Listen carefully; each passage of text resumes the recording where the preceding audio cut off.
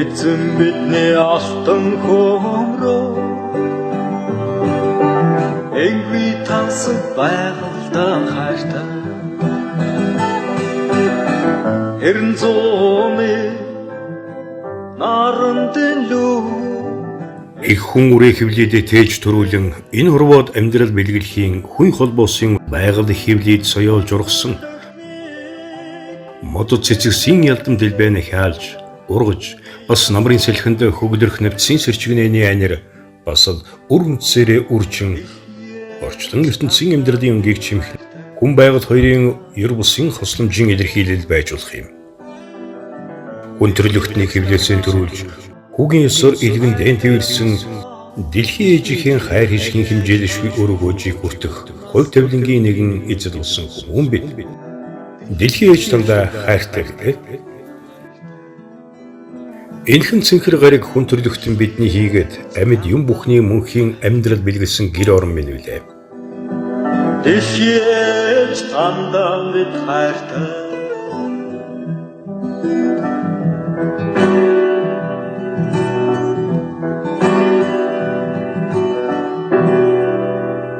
Дэлхийн ээжийн хишиг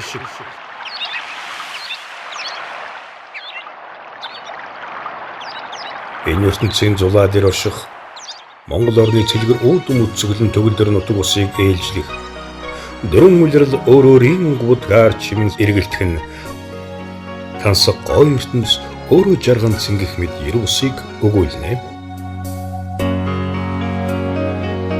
ертөнцийг алаглах цэцэгсээр хучих зун цагийн хорин шив алтан шаргал өнгөөр орчлонг бодох намар цагийн айл орчлонг цас мөсөөр хучих дүнсгэр өвлийн жов шин амьдрал бэлгэлэх нял хаврын шивнэ энэ бүх орчлонгийн анир ер усын гайхалтай ажээ.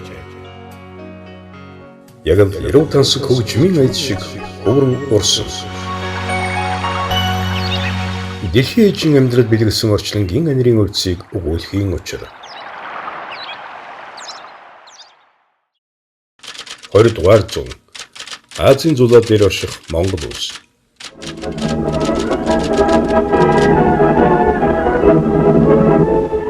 Хоёрдугаар зууны дунд үе 1950-ад он бол Монгол улсын хувьд улс ардын аж ахуйг хөгжүүлэх зорилтын нэгэн оргил цаг үеийн өрнөл цаг байсан юм. Монгол орнд жимсний аж ахуй хөгжүүлэх асуудал бол 1950-ад оны ихэр одоо тавигдсан. Сонгилийн болонд бол 1950 оны үед жимсгэнээр тарж байсан. За Улаанбаатар хотод бас маршал Чавалсингийн хашаад одоо жимс тарж байсан. Ийм одоо төв байгаа.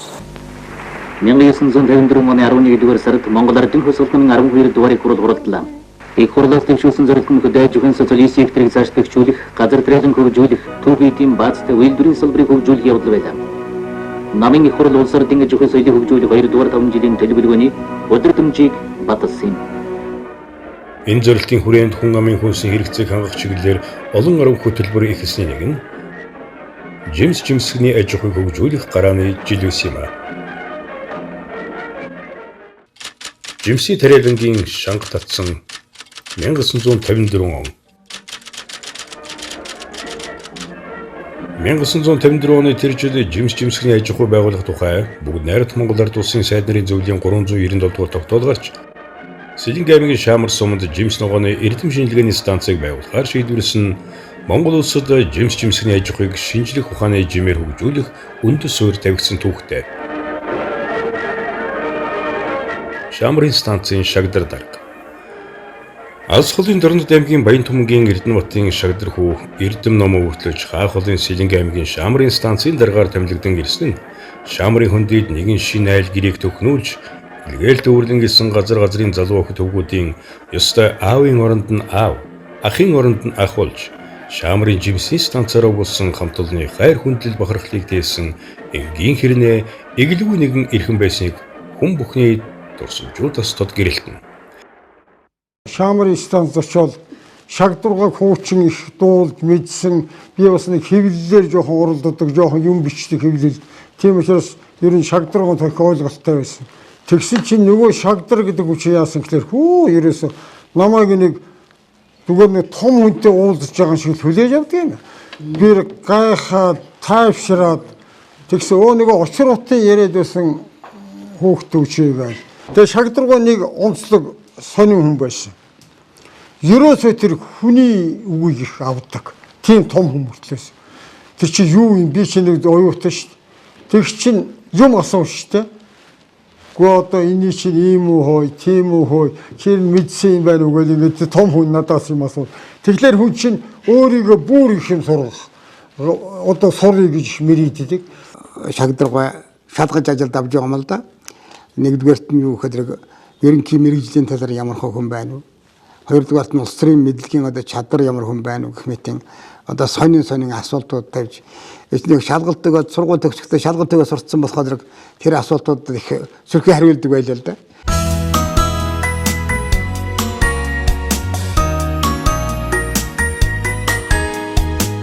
Шамрынхан станцын хаалгыг ойн баярын босгон дээрээ гоёж гоодсон энэ сайхан эрхмүүдийн Шагдар даргыгаа дурсан шагших хөгийн химнэлд тэрл алтан үетэй нийлэн Шагдар даргын охид хүү ааваараа бахархах сэтгэлийн айланд бас хөөрөн баярлахжээ.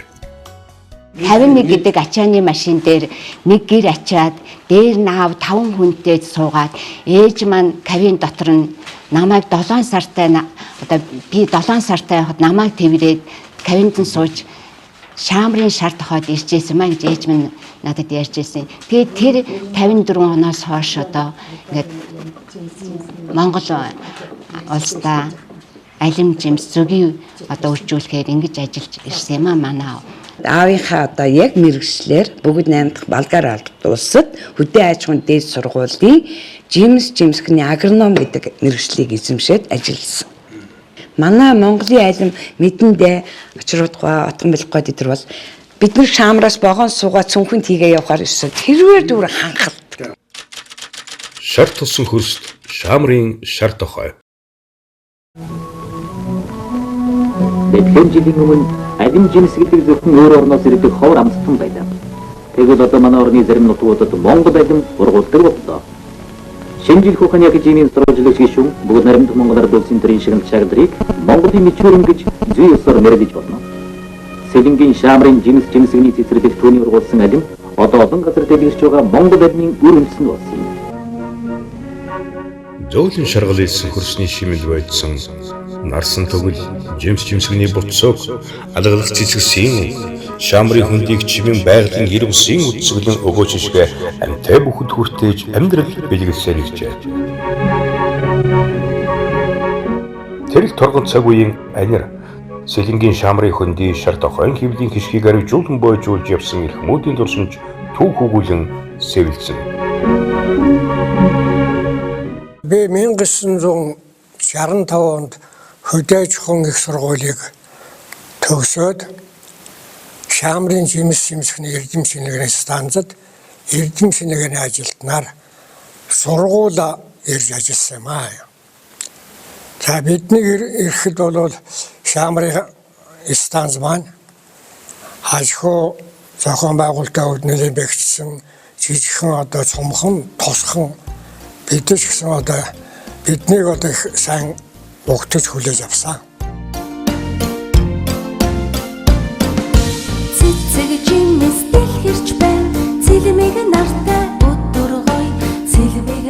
Монголын хүүхэд багчуудыг жимс цэцэгтэй найзлуулсан хүүхдийн энэ цогцолдол таныг хүүхэд наснд нь хүргэж өгөх сэтгэлийг хөдөлгөж болох юм. За Монгол алимны нэг их онцлог тал нь бол их сайхан үнэртэй тасалгаанд 2 кг жимс тавьсан байхлаар хэдэн өдөр одоо ханхална. Би тос Шамрын жимс станцад 1965 онд цэцэрлэгчин зөгийн бригадын дараагаар ажиллаж байлаа. За намайг очиход энэ Шамрын жимсгний эрдэм шинжилгээний улсын төв станц гэдэг бол Монгол орнд жимсний аж ахуйг буюу одоо жимс цэцэрлэг зөгийн аж ахуйг одоо анх суурийг тавьсан, хөгжүүлсэн ийм шинэ аж ахуйн одоо их өсвөрөө тавьсан ийм одоо эрдэм шинжилгээний байгууллага байлаа. байгалийн одоо тэр өндөр сэрэмгийн дохой гэж их сайхан дожинаар сургасан ийм газар, дээрээс нь хүний гараа тарьсан жимс цэцэрлэгийн одоо их том талбайтай ийм сайхан одоо дохойд байлаа.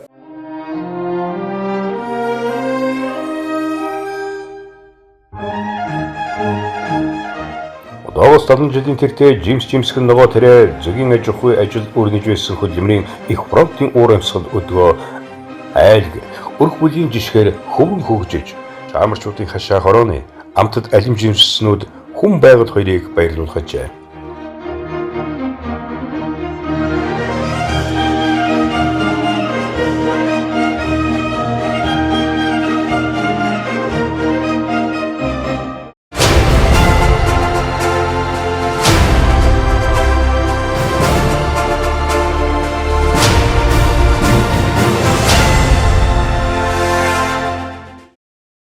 Би 61 онд 61 оны 8 сар дуусаас ирсэн юм аа паст гэж бодож та. Ирээд 8 сарын 3-нд жимс станцад ажилд ороод явлаг нэм модон дээр ажилласан явлаг гэдэг юм байд юм байна гэсэн сэтгэл төрөөд гой санагдаад тэгээд энд ажиллаад жил гарсан болж итэл жимс зөгийн курс байгуулагдаад жимс зөгийн курсанд ороод 6 сар биднэрт одоо олон багш заасан, шаргадорж багш, витаминыг заасан, цэдочр багш, боловсролын талаар заасан, баган ах бол юугаар чатганаар заасан, дор дэм багш бол өхөрнүүдээр заасан, ташлаа багш бол улс төрийн багш гэж зааж исэн. Ийм олон сайхан багш нараас би бол их юм сурсан. Би жимсэн дээр нэлээд олон 2-3 жил ажиллаад тэгээд зөгийн дор маань санагдаж ирсэн нэг л болдгоо. Нэг зөгийн л гоё юм санагдаад. Тэгээд зөгийн дорлоо. Зөгийн дороод орсон өдрөөс эхлээл ирнэ. Их баянтай байсан да. Мэдхгүй одоо сургуулийн сурсан ч гэсэн зөгийн жимстэй адилгүй юм байна. Тэр чи одоо бариад авч болдгоо. Гомх хүнд байсан надад. Тэгээд яг би олон төмний сурсан юмыг би яхаар сурч болдгоо. Би яхаар хийж чаддаггүй байд юм гэж өөрөөсөө дүнэлтэйгөөд өөрөөрөө зэмлээд хараад өвгөндөө байсан чинь хогчин жамахын зөгийн дор гэсэн гэж ингэж хүний дарамжлаа тэгэхээр бүр уурхар байдаггүй.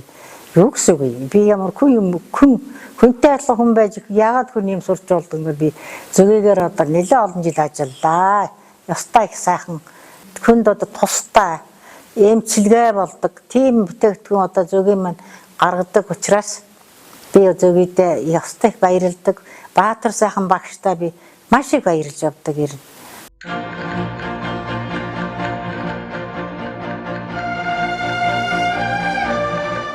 Шамрын сайхан байгалийн ертөнцид хүмүүний оюун ухааны цалин хөдөлмөрийн их хэрчүүчээр Монгол улсад жимсгэн тариадах шинжлэх ухааны инновац бүхий станц байгуулан шам татж байсан онцгийн аяс түүхийн жим татуулан өдгөө 70 жилийн хавар 100 өвөл намартай золгож байна.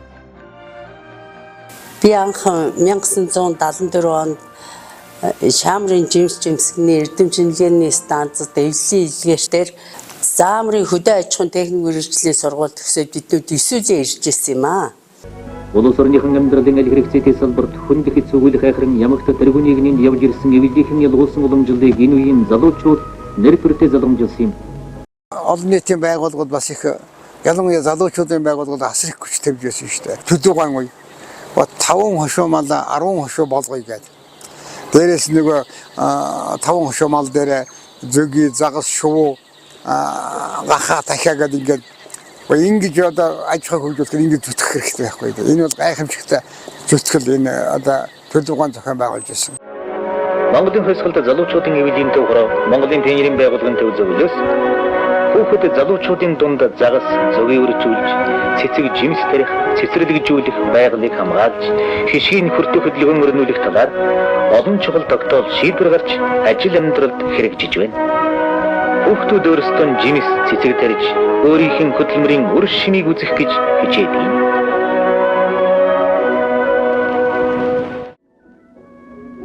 Шамрын хүндэд ургуулж байсан алим жимс өсгөж үржүүлсэн зөгийн бүл Монголын удам их нутгийн дорны их тал Алтай, Увс, Ховд, Хинтийн нутгийн үржил шим төрсөнд хүний гар сэтгэлийн эрч хүчинд тархан ургаж үржин Монголын өргөн уудам нутгийг чимэн шинэ амьдрал цэцэглэн хөгжөөсөн оргил үеийн халуун уур амьсгал хүмүүсийн зүрх сэтгэлтэй хамт түүхэн тамгалан үлджээ. 1978 онд Ховд аймгийн хөдөө аж ахуйн техникумыг төгсөөд агротехникчээр энд хуваарлагдсан ирж жимс станцад ажиллаж байсан. Энд одоо би 40 гаруй жил амьдарч байна. Энэ Шаамар нутгийг бол ээлтэй хол газраас ирсэн усуудыг сайхан хүлээж авдаг. Энэ Шаамар нутагт амьдарж байгаа ард түмэн бол одоо жимс ногоо зөгийгөө үржүүлж ингэж ажил амьдралаа дээшлүүлж амьдарцгаадаг.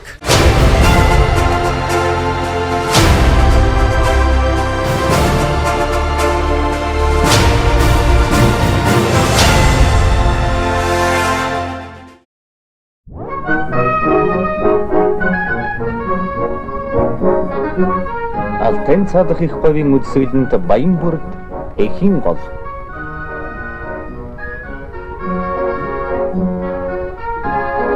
Энд амттгаа сонгон, төмөс, шар ловон, өргөстэн, улаанлой, таравс митийн нарийн ногоог олон арванга тариалж ариван ургац сургуулсан Левидийн илгээл ирсэн охид өвгүүдийн хөдөлмөрийн үр шим юм.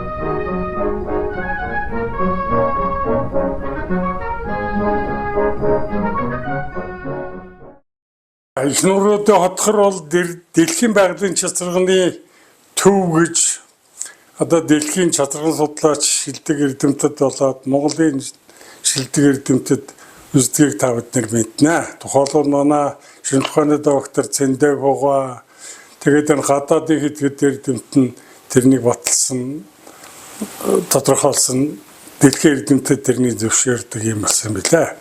1963 оны үед манай говьяат агрономч эрдэмтэн Лагангойг одоо Увс аймагт жимсгэн чацраны аж ахуй хөгжүүлэхээр томилж Чамрын харьяа станцаас салган томилж тэнд ажиллуулсан байдаг.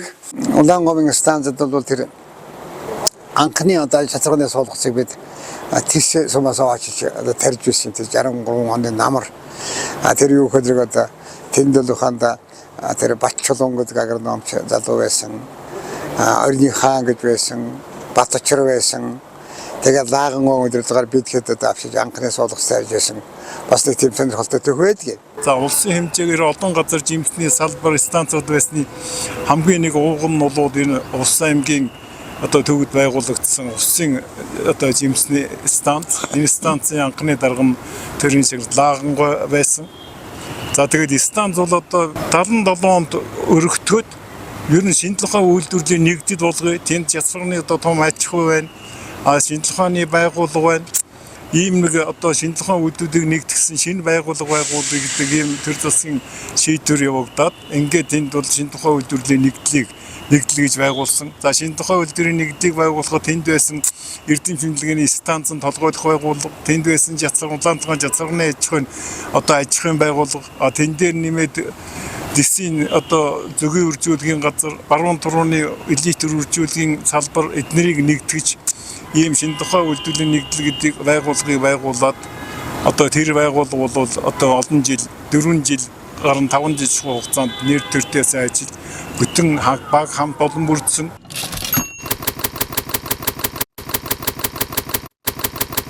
Хоёрын 24 оны намар цаг.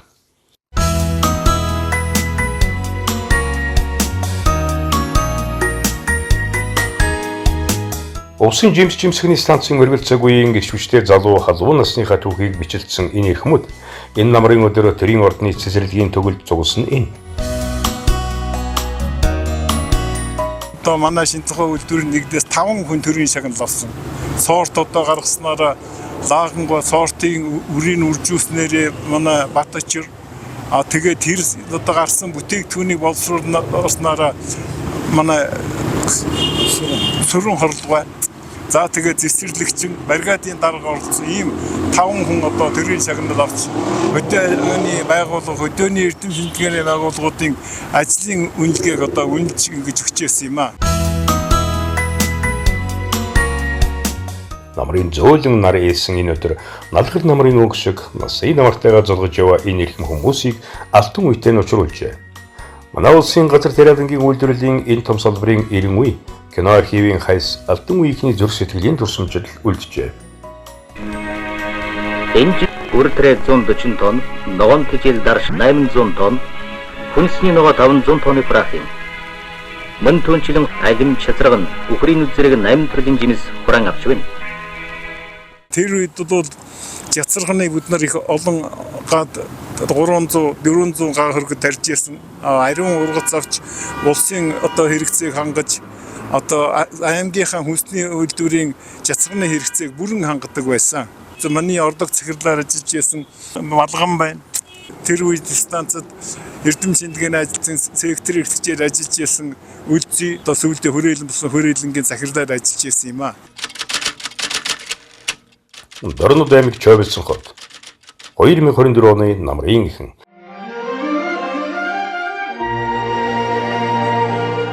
Монгол улсын томоохон хотын өрөнгүүдийн нэг Чойбэлсэн хот газар тариалангийн үйлдвэрлэлийн зүүн бүсийн нэг гол суурь юм. Энэ хот өөрийн гэсэн өрөм цогцлороо хөгжиж түүхээ бүтээж явна. Өнгөнгийн зуны цэцгэл шиг хехвар шиг тэгсэн Монгол дийлэрээ бие сэтгэл хийгээд ажил амьдралынхаа түүхээр гойсон энэ бүсгүйчүүд бас л Чойбэлсэн хотоо чимжээ. 1960 онд агрономч хүчит нарын санаа нийсэн хэсэг залуучууд энд ирж төрөлх бүрийн өр тариа тариаж цагуурыг нь судалж эрдэм ухаанаа сорьсон.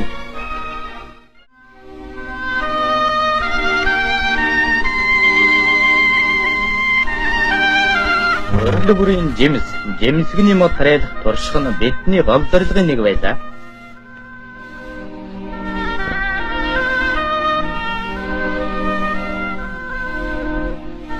Одоо 26483 бот модтой жимсний том цэцэрлэгтэй боллоо.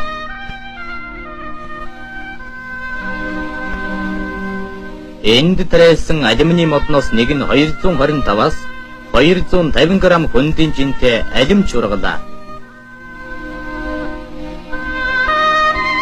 Өхрийн үд, бөөрөлзгөн, шийга, төрөлх бүрийн жимс ногоо тариалж турших нь тэдний зорилго байлаа.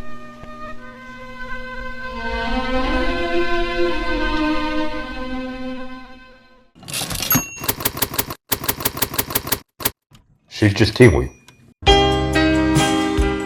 Зах зээлийн шилжилтийн өнгөрсөн тэр цаг үеийн шуурга өмнөх үеигтэй босгож бүтээсэн олон зүйлийг ач утсныг тоочод барахгүй зэ. Ийм гундуу аяс хаасайгүй бий болж улс орон бараг бүхэлдээ ганцхан аймагаар амьсгалж өдөр хоногтой залгууж байсан хатуухан цаг үеийг бид туулсан. 2000 онд намайг аймгийн хөгжлийн бодлого хариуцсан хилцээний дараагаар томилж ажиллуулсан юм а. Аймаг маань. Тэр үед ямар байсан гэвэл тэр аймгийн төсвөртөө төрийн албан хаагчийн цалин тавьдаг мөнгө байхгүй, гурил архиар тавьдаг. Тэгээд бүх үйлдвэр аж ахуйн газрууд хөвчлөгдсөн дээрээр зогсоод ажилчид нь ажгүй болцсон. Ядуурлын байдал одоо шууд утгаар нүүрлж ясан цаг л та. Тэгээд энээс яаж гарах вэ? Ер нь маш хурдан үрдүнд хүрэх арга байх болов уу? Юу байх вэ гэж нэлээд эрэл хайгуул хийсэн. Тэгээд би Хөдөлмөрийн Баатар актимч авдаа багштайгаа ярьж зөвлөжсэн. Тэгээд багш маань бас надад юу яаж санаа хэлж ирсэн юм аа. Гэхдээ чи чацаргана яачаад хүн болгонд хариуцуулчвал хүмүүс чинь бас нэг орлоготой. Тэгээд ер нь ирээдүйтэй салбар болоо хөгжих юм шиг. Тэгэл би чацаргандыг 2000 оноос эхэлж одоо сонирхож эхэлсэн та.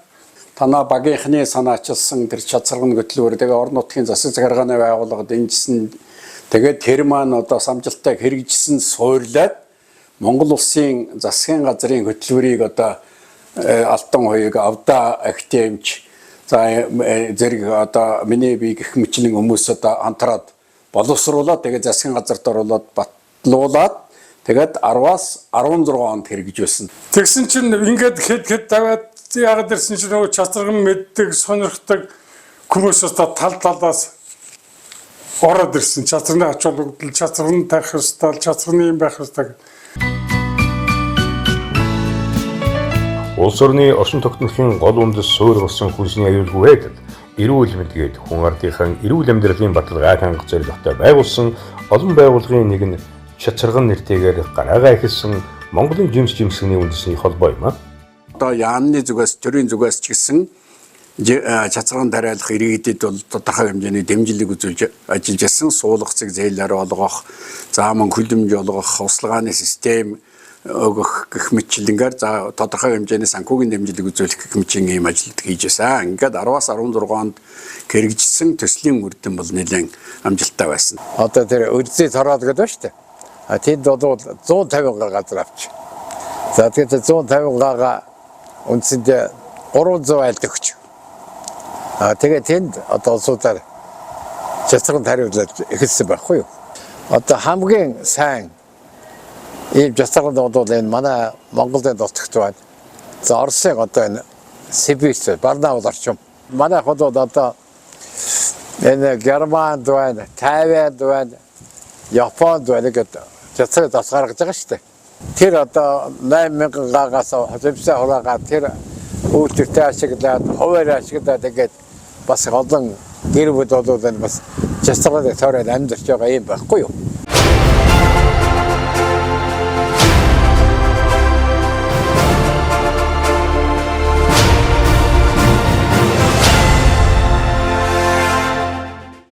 Арван 16 оноос манай холбоо бол Монголын жимс жимсгийн үндэсний холбоо гэдэг нэгэсний тармил жимсхний үйл ажиллагаа бүхэлд нь хамрах ийм чиглэлээр ингээд үйл ажиллагаа явуулсан байгаа. Хотын төв Орсонтой гүр.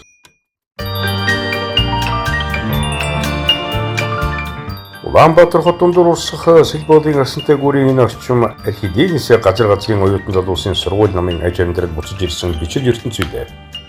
Энэ олон оюутан залуусын халуун уур амьсгалтай ижилсэн Орсонтой гүрний уртхан насан жаргал гэдэг бараг 80 жил өвөлтэйгээ золгож яваа энэ ихнэр удирдуулсан жимс ярддаг бичил байгууллагын хідэн нөхөд бас л өвөрмөц нэгэн бичил ертөнцийг бүтээснээс хойш даруй 17 жилийн 4 улирлын өнгөтэй хослон их орноо жимс жимсгний том ойн төгөл болох том зэрэг тавин чармааж иржээ. Сэлбоодын хөвөө дагсан тэнгэр багцсан олон байшингуудын дундах Азмон гэдэг энэ 6 давхар байшингийн 5 давхар жимс ярддаг хідэн хүн байдгийг энэ байшингийн хажуугаар зөрж өнгөрөх хүмүүс яахан мэдвэ. За 13 оноос хойш бид нэр Монгол улсад энэ жимс жимсгний салбарыг дахин төлөвлөх, олсын харааг харах чиглэлээр олон талт ажлыг хийж эхэлсэн. Үүний нэг нь бол компаниудаар явж эхэлсэн эрдэм шинжилгээний байгууллагуудыг хоорондоо уялдуулж жил болгон олон улсын хурал эрдэм шинжилгээний уулзалт зохион байгуулсан. Нийт нутаг дэвсгэрийн хэмжээнд судалж үзээд нэг жимс жимсгний дөрвөн бүслөрт Монгол улс энэ салбарыг хөгжүүлж болох юмаа гэсэн судалгааны үр дүнг гаргаж байсан. Алтан твшийн хүндийд алт эрдэнэс тариалагч Баян Бүрдийнхэн.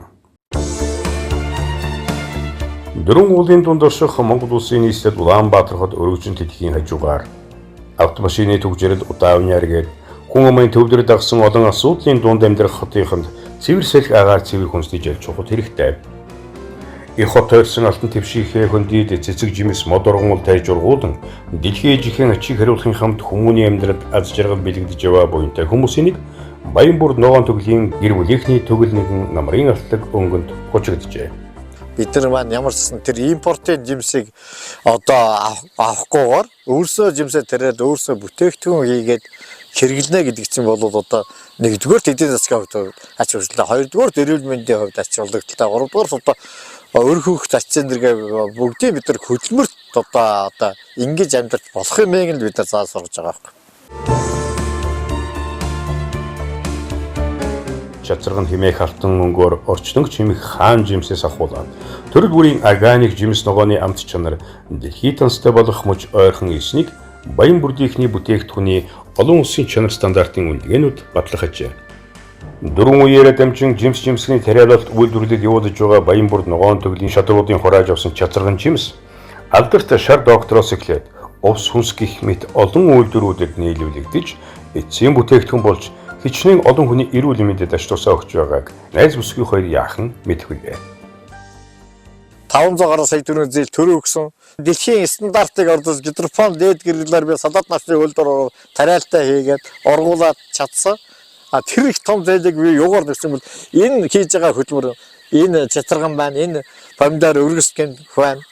Олон улсын шилжилтийн органик хөсгөн Монголд анх удаа стандартыг баталгаажуулсан тийм аж ахуйн нэгжүүлсэн. Энэгээр би том одоо бараг хөдөлмөрийн баатараас илүү болж гэдэг бахархаж явдаа. Ягаад Баянбүрд ногоон төгөл компанийг сонгох болсон юм бэ гэвэл энэ бол хөдөө аж ахуйн зохистой задал буюу ГАП нэвтрүүлсэн гэдгээр онцлог. Мөн шилжилтийн үеийн органик гэдэг гэрчилгээг амжилттай гардаж авсан учраас бид нар бол одоо органик бүтээгдэхүүн гэдгээ нотлох боломжтой болж байна гэсэн үг. Манай чанартай түүхий эдний нийлүүлэгч болж байна гэсэн үг. Жимсэх нь зах зээл. Манай улсын хотуудын альж хүнсний зах дэлгүүрээр орсон лангуу дүүрэн өөрч тавьсан төмөн зүйлийн импортын жимсгнүүд хүний нүд хужирлана. Зах зээлийн гэрэлт хэрэгцээ борлуулалт хадгалалт төр засгийн бодлого хууль эрх зүйн орчингээд дотооддоо тарьж ургуулж байгаа жимсгний зах зээлийн орон зай хумигдул байгаа гэлээ.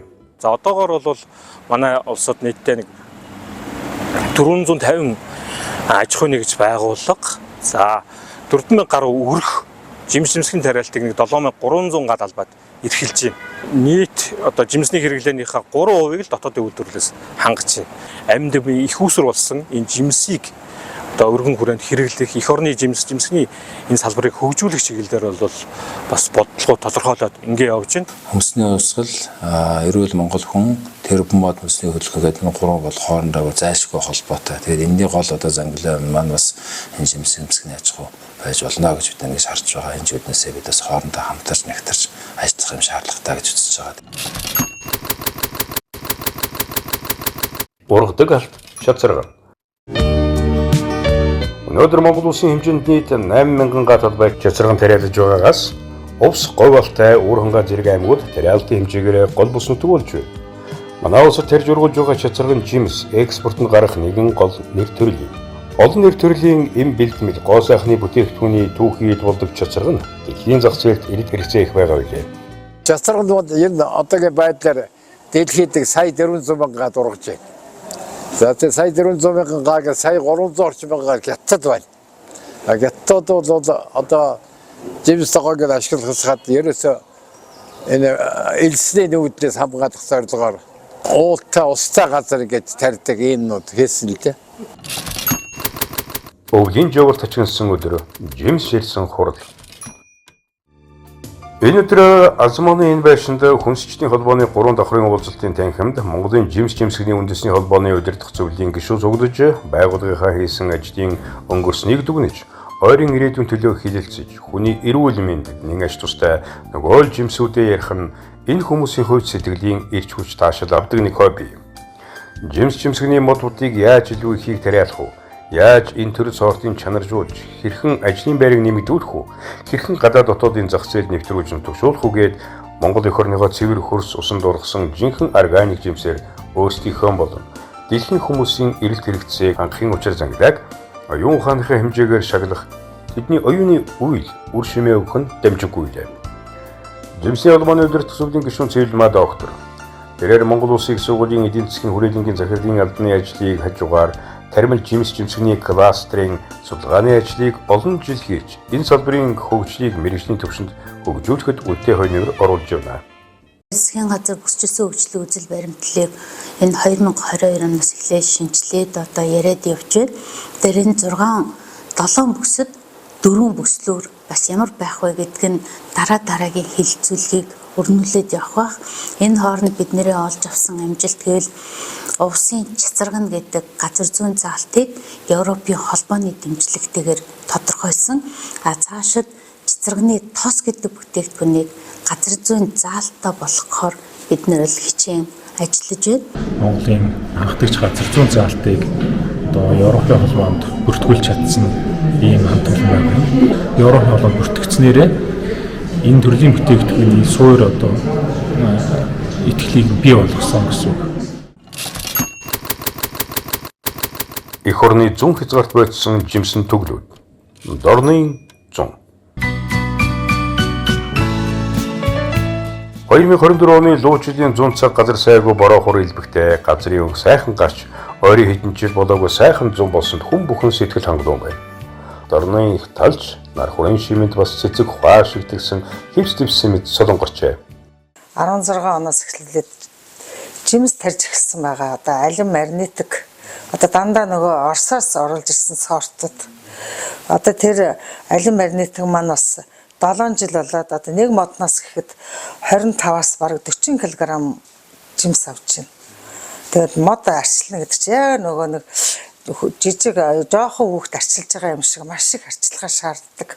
Ямар ч жимсгний модон дэрнэ.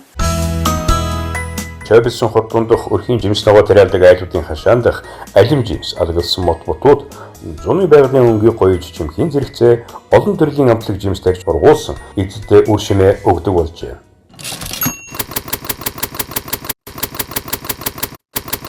Сөөрөмтэй жимсний төгөл. Чойбилсон хотыг тойрсон өрхийн аж ахуй хэрэглэдэг айлууд энэ намрын шинэ хугацаа хураан авч жимсхний амттнаар хоол цайныхаа ширээг чимэн багчуудын ходоодыг баяжуулж зочин клиштэй тарьж ургуулсан амттны дээжээр дайлах нь энэ хин хүн сайхан сэтгэл төрүүлнэ. Дорнод аймгийн ийм өрхүүдийн нэг Инхбаатарх гэр бүл ах дүүсээрээ нийлж урд нь хогийн хонхор байсан газрыг цэвэрлэж тордон жимсний бяцхан төгөл байгуулсан бас л буянтай үйл болжээ. Аливаа хийж бүтээх шин санаа оноос идэж нэвтрүүлж байдаг гэрийн эзэн Инхбаатар Тэрядангийнхын жижиг талбайд усан цөөрөн байгуулсан услахааныхаа асуудлыг бүрэн шийдснээр байгалийн өнгийг чимэж усны шуудын туглах нэгэн орон гэр болжээ. Энийг харахаараа хүн чинь баярлдаг шүү дээ. Ерөөсө ядарна гэж баахгүй шүү дээ. Хийгээд ивэл улам баярлаад л тэгэл чаддаг байсан юм том алимл таримаар л байсан. Тэгэл үзгээд л юм. Хин ч гэсэн те ийм ой төгөл жимсэн төгөл болчихвол мөн гоё үсттэй. Дорны тал төрсөн авраг тариадч гэр бүл.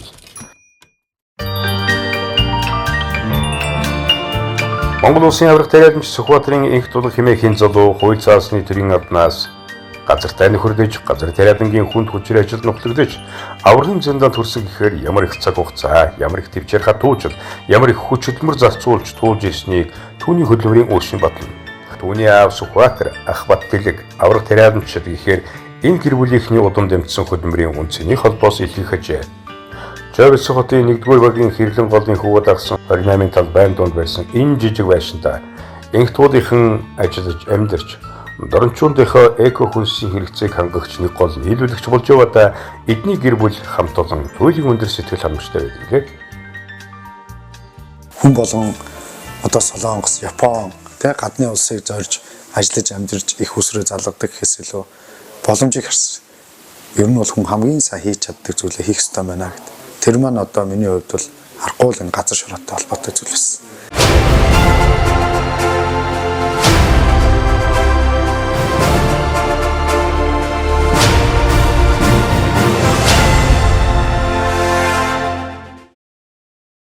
Эхнийхээ модыг тариад хүн чинь жимсийн нийт чинь зүйдэлт юм л. Би гэдэг хүн, бид гэдэг хүн зөвхөн ганц гэрүүл энэ ургадаг жимс ногоог идээд газар шорооны шимийг хүртээд явах гээд хажуудаа 6 орхийг дагуулад явж байна. Эдгээр маань хүрч байна. Цаашлаад энэ ургадаг алт энэ ногоон байгууламжийг нэмэгдүүлэх Сүхбаатарын хинтигээс хүмүүс ирж суралцж байна. Нэг ширхэг ч гэсэн жимсний мод тарих юм бол таны үр хүүхэд зөв хүмүүжлтэй та өөрөө эрүүл урт наслах их хүсэр болох юм болов уу гэж өвний зүгээс боддیں۔ Дорны хэрлэн гол 60 жил тохиогүйгээр үерэлжээ. Энэ зүүн газар сайгүй бороо хүрээлбэгтэй сайхан зүүн болсон шид Дорнод аймагт 8 сарын дундуур орсон хэмжээний борооны улмаас Чойбилсон хотын хажуугаар урсах хэрлэн гол үерэлж эргээсээ хайсан ойрын 50-60 жил үцэгдээгүй үерийн гамшиг болж байгалийн давтагдчихгүй хүчин зүйл хэрлэн голынхан хөвөөгөөр жимс ногоо тариадаж амьдарч байсан олон өрхийн аж ахуй эрхлэгчдийн бүтэн жилийн хөдөлмөрийг уусгаж авч ивжээ. Орон нутгийн удирдлагаас бидний хүсэж байгаа ганцхан зүйл бий. Байгалийн давтагдчихгүй хүчин зүйл энэ гол усны үерт орсон газар маань буцаагаад тариалан эрхлэх 5, 10, 20 жилийн боломжгүй маш их хэмжээний бохирдол, маш их хэмжээний лаг шавартай болсон. Тэгэхээр бид нэр эх онуудад Доронтой аймаг ургац хүнсний аюулгүй байдал ургац алдахгүй тул тухайн газрыг одоо хуулинд нь байгаа энийг кадастр буюу координатын шилжүүлээд ус орхооргүй арай өөр эрүүлт цэвэр тог заглагаантай газар шинэ байршлыг л олгочвол одоо бид нэр орон нутгаас хийж байгаа тариаланчтай маш том хөрөнгө оруулалтаа л гэж харж байгаа. Түмэн цогтын бичил жимсний төгөл. Цагтаа Түмэн цогтын сангийн аж ахуй гэдэг нэрээрээ улсад мандаж явсан Сүхбаатар аймгийн Түмэн цогт сум тэрийн он жилүүдэд Орос улсын барьж өгсөн бичил орон сууц барилгууд энэ сумын өнгө төрхийг хадгалж чимж ирснийг сумын тохилог цэвэрхэн орчин батлах ажээ. Түмэн цогтын талын жимс хоршооны гэр бүл хамт олонны намрын ургац хураалтынхаа ажилд орсон байна. Сүхбаатар аймгийн уугуул амар жаргал гэдэг энэ бүсгүй олон жил эрүүл ах үе хэмжээнээс дайрачилж хүний эрүүл мэндийн манаанд зогссон хүмүүний бие сэтгэлийг гойж явсан бол бас залгуулаад газрын шинхүүрсэнд ур ухаанаа хээлэн шаглаж ургаж бойдсон ер бусын жимсний бяцхан төглийн мод сувгууд Түмэн цогцомод нэгэн бичил ертөнцийг бүтээжээ. Энэ сайхан хөгжилтэй сумынхаа хөгжлийн хөгжихийн төлөө бид нар өөрснөөхөө гэр бүлээрээ дахан дүүсээрээ нийлж жимсний аж ахуйг энэ зүүн бүст хөгжүүлъя гэж ингэж зорж ажиллаж байгаа. Тэгээд бидний сайхан мөрөөдөл бол 5 гаага алим жимсээр дүүргээд зүгээ аж ахуйгаа хөгжүүлээд сайхан ургамдуудаа мод үржүүлээд цаашдаа бол бид нар бас энэ суурин дээрээ мал аж ахуй хөгжүүлэх юм хүсэл мөрөөдөлтэй. За тэгээд манай хоршоо нь бол байна бодлогоор ажиллаж байгаа. Бид нар эхнийхээ байна боловсон хүчингүүл бэлдсэн өдөө аж ахуйн ногоон байгууламжийн агрын ангийг төгсгсөн аргинаач мэргэжилтэй залуу боловсон хүчин байгаа. Одоо бид нар зоо техникчээр 21 настай залуу боловсон хүчингээ бэлтгэж байна. Тэгээ энэ аж ахуйг бол энэ залуучаа цаашаа хөгжүүлж авч явах юм аа. Түмэн цогт хуучин сангийн аж ахуйн суурин дээр байгуулагдсан учраас агуулгах сав юу бол маш их байдаг. Хүн амаа хүнслэжэл жимс жимсгнээр хангахад бол гол Сүхбаатар аймагт бол гол үүрэг гүйцэтгэж байгаа ийм сум аж ахуй байж байгаамаа.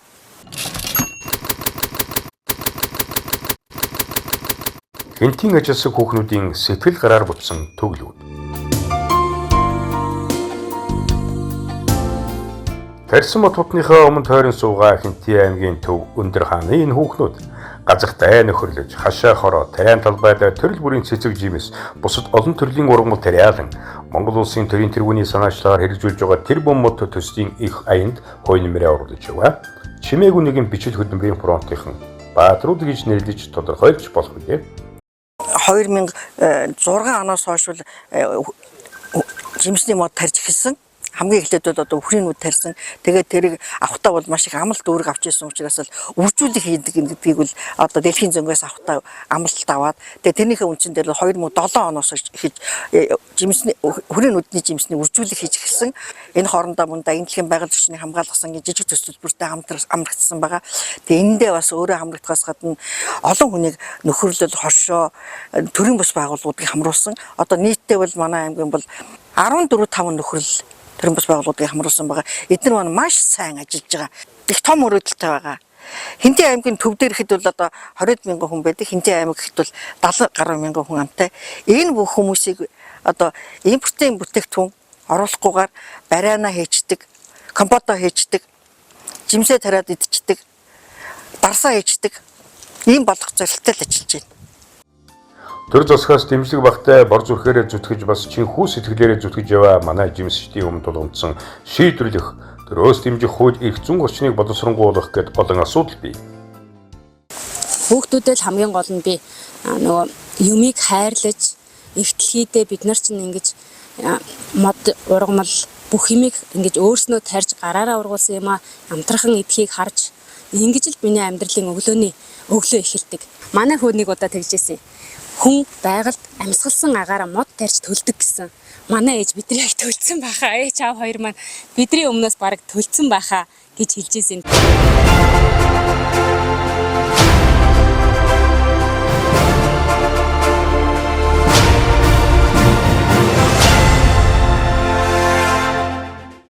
Одоо манайх энэ жил нэг 200 мянган суулгац одоо мод бэлдсэн, гаргасан. Одоо тэр нэг талбайд үржээдэл байж байна. Энэ дээр залгаа хийвэл одоо их хэмжээний залгаа алим гарах, бас үржүүлэг гарах, харандаа бас үржүүлсэн. Ингээд ойжуулаад явахд болохгүй юм алга байна өө.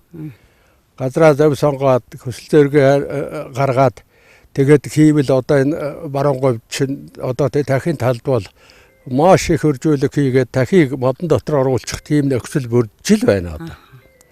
Өөр бус газрууд бол одоо энэ олон зуун суулгац, олон мянган суулгац авсан газар жимстэй болж явах шиг байна.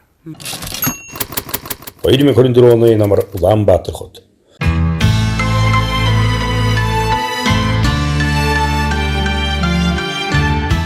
Сүүлийн жилүүдэд ховор намрын улиралд нийслэл хот төрөл бүрийн жимсний гоёлын мод будны үзэсгэлэн худалдаа явуулдаг сайхан уламжлалт тогтож, модны анхлан мөнөр зориулсан шинэхэн ялах сортуудыг нийслэлийн өрхийн ногоон төглийн эзэд соёол зургуулахаар авдаг болжээ.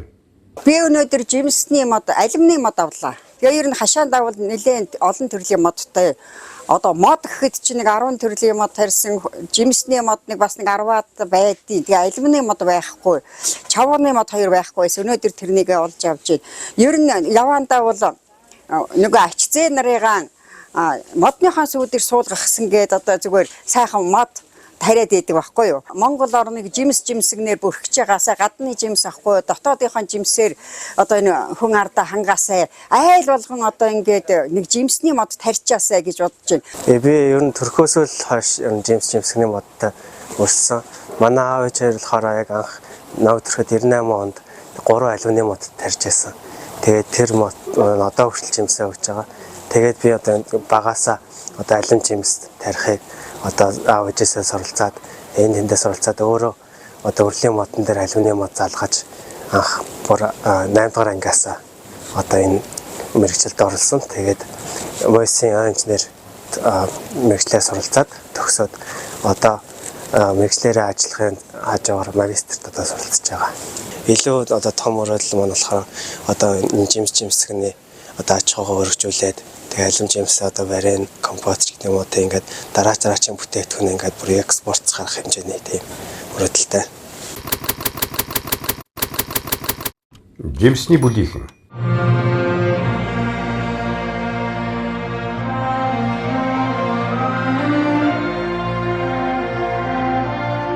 Цагтаа Улаанбаатар хотын Зайсангийн амны хамгийн сүрлэг том байгууламж байсан хөдөө аж ахуйн их сургууль одоо Зайсангийн тэнгэр багтсан барилгуудын дунд бүүдийнх мэт болсон ч Монголын үеийн хөдөө аж ахуйн мэргэжилтнүүдийг бэлтгэсээр өдгөө 66 жилтэйгээ золгож байна. Болгар улсын хөдөө аж ахуйн их сургуулийг жимсгний мэргэжлэр 90 оны ихэр төгссөн хамт зүрэн бүсгүй энэ сургуультай Баяутан залуустай жимс ярьсаар өдгөө 20 гаруй жилийг илээж энэ салбарын хөгжилд хойноороо оруулж явна. Одоо тулгамдж байгаа хамгийн гол зорилго бол болсон хүчний асуудал байгаа. Тэгэхээр тухайн талбайд одоо 5-аас дээшгээ газарт байгаа талбай, тариалангийн талбай байлаа гэж үзэхэд энд мэргэжилтэд болсон хүчин байгаагүй үес болоод нэг гагаас ургацын хэмжээ буурдаг. Одоо өмнөний хөдөө аж ахуйн сургууль одоо бэлтгэх гээд маш их өөрийнхөө чадамж чансааг болвол зориулан одоо ерөнхий улсын сургуулиудаа чадахжуулах маркетингийн одоо үйл ажиллагаа хийх ерөнхий дунд сургууль суралцж байгаа бага насны хүүхд болон дунд ангийн ахлах ангийн хүүхдүүдэд экологийн боловсрол олох хатад нэлээд өөрөг гүйцэтгэж хамтарч ажиллах шаардлага байгааг бол өнөөгийн цаг хугацаа харуулж байгаа. Сүүлийн жилүүдэд хөдөө аж ахуйн сургуульд жимсгний аж ахуйн ашиг тусыг мэдэрсэн охид залуусын суралцахтоо тодорхой хэмжээгээр нэмэгдэж энэ салбарын хөгжлийн цар хүрээг тэлэх орон зайг бий болгож өгч байна. За миний одоо хамгийн гол одоо мөрөөдөл бол энэ мэргэжлийг эзэмшиж өдөө хугацаанд 26-7 жил ажиллаж байгаа гол одоо үндсэн дээр эх орны нэрийн софтыг бий болгох тал дээр одоо 4 жилийн хугацаанд ажиллаж байна. Дархан хотын тариалангийн хүрээлэн.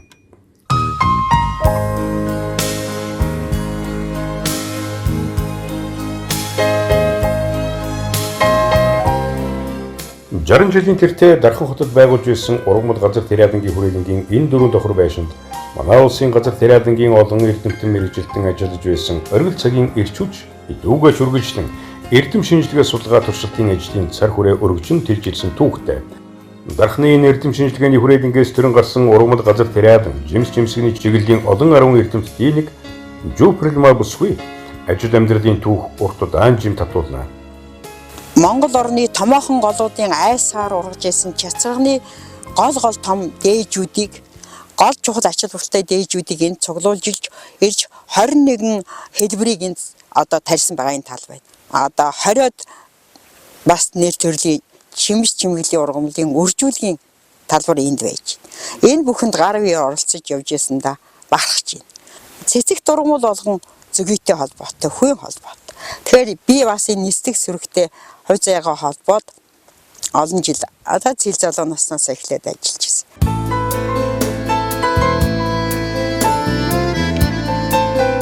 Монголын жимсгний салбарын хөгжлийн үе шатуудтай салшгүй холбоотой Дархны хүрээлэнд 70 жилийн ойн босгон дээр дурсамж уулзалт болж Тухайн жимээр зурвас аялсан энэ цагмч намрын нэгэн өдрийн өнгийг өнгөллөө. Жимс жимсгийн жимэглээ ургуулын хувьд мөн л адилхан бид нар хоёр жимсгний 4 сорт албисаар бид гаргасан байдаг. За 9 тариамлын 60 гаруй сортыг нутагшуулсан багч. Энэ мөн одоо тариалангийн талбайд жимс жимсгийн жимэглээ ургуулж байгаа тариалагчдын талбай дээр бүсэл 60-70% нь таригдчих жишээтэй. Ингээд яг нөгөө ийм одоо олон сайхан үрдэнгүүд хүрээлэн маань гаргаад явж байна. 7 жилийнхээ ойгоор гангарсан Шамрын жимсний станцын хаалга.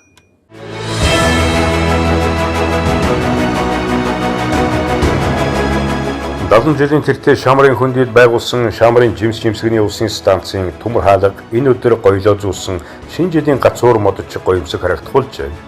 Шамрын станцтай ажил амьдралаа холбосон алтан үеийн залуус 7 жилийнхэн ойн босгон дээр ийхүү хаалгаа гойжээ. Сэлэнг нутагт ажил амьдралын нэгэн шин заммор нийлсэн Шамрын жимсний станцын буурал түүхтээсэн энэ хаалгаар хичнээн олон охид залуус орж гарч ичнээн олон амьдралын аз жаргал бэлгэснийг буурал түүхийн эзэд батална. За энэ төмөр хаалгын түүхээ ярих юм бол 1964 онд төмөр гэдэг хүн энэ хаалгыг агнжсэн юм аа. Тэгээ одоо хаалгын гоён дээр нь бол төмөргөө 1964 он гэдэг одоо тэр гагнуурын юугаар бичсэн байгаа. Өнгөнгийн дээлэр ижилсэн гойсон энийг л эрхмүүдийн гэрэлгийгээ татуулсан дүртөрх омогшил бахархал сайхан дурсамжууд яг л дэлгэр цагийн өнгөнгийн цэцэг навчис алаглах мэд ертөнцийн гоо цэглэнтэй ижилсэн Хорвогийн өнгийг чимжээ. 2024 оны 10 дугаар сарын 30-ны өдөр Улаанбаатар хотын төв.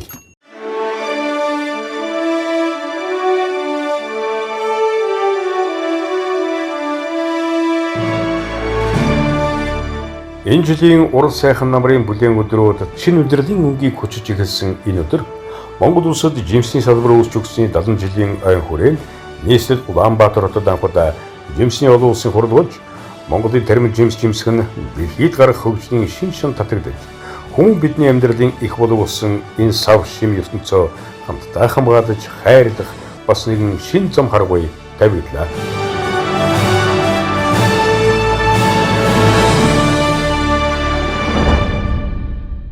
Улсаас 40 төлөөлөгч ирж илтгэл тавьж оролцож байна. Энэ илтгэлүүдээс босоод одоо гарч байгаа жимснийгаа экспорт гарч байгаа жимснийгаа чанарын асуудал дээр бид хөдөө аж ахуйн зохицол дадлыг авч хэрэгжүүлж чадах юм бол цаашдаа зах зээл хангалттай байна гэдгийг бол энэ илтгэлээс бол харж болж байна.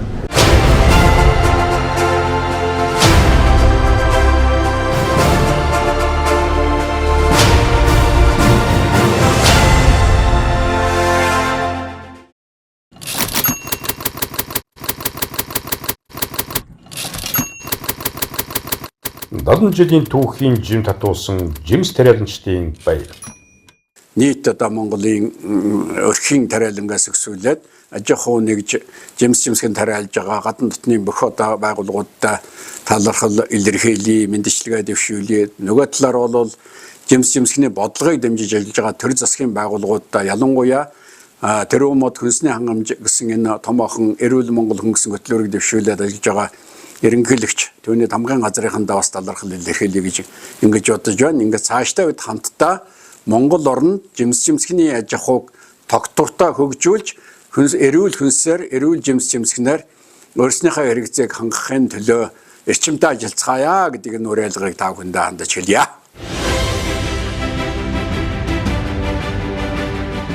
Дэлхийн ээжих хэм буй хишгийг ард түмэндээ хүртээсэн их түүхийг тамгалан бичсэн. Үргэлжлүүлэн бичиж бүтээж яваа буян хишгийн эцэдтэй дум баяр хүргэж Монгол эх орныхоо хөрс хэвлийг хайрлаж инхрийлсэн үйлсэнд улам дэлгэрч жимсэн ойн төглүүд тэр бум модын салаа мочиртай ижилсэн усан өржиж хүн байгаль хоёрын хүн холбоос торгомсог хээх хуарын шагнаас шиг хүмүүний сэтгэл зүрхийг баясгах болов.